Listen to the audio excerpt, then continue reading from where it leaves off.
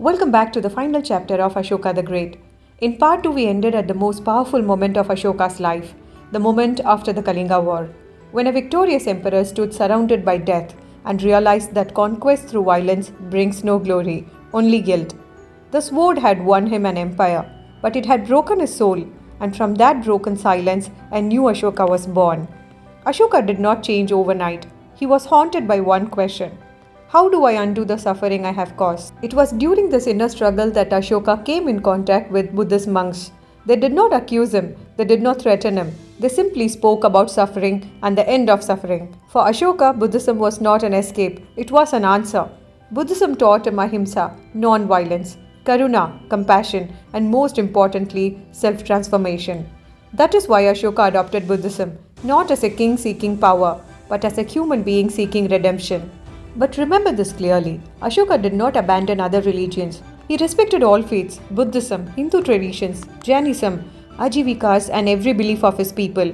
He declared, honoring other religions strengthens one's own. This belief became the foundation of what history remembers as Ashoka's Dhamma.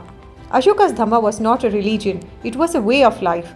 He taught people to speak truth, to control anger, to respect parents, elders and teachers, to show kindness to the poor, the weak, and the suffering, to protect animals and nature, to replace revenge with forgiveness. Ashoka stopped royal hunting, reduced animal slaughter, built hospitals for humans and animals, planted trees, dug wells, and built rest houses for travelers. For the first time in history, a king ruled not through fear, but through care. To ensure his message reached everyone, Ashoka carved his words on rocks and pillars across his empire. And among them stood the most powerful symbol of all, the lion capital of Ashoka at Sarnath.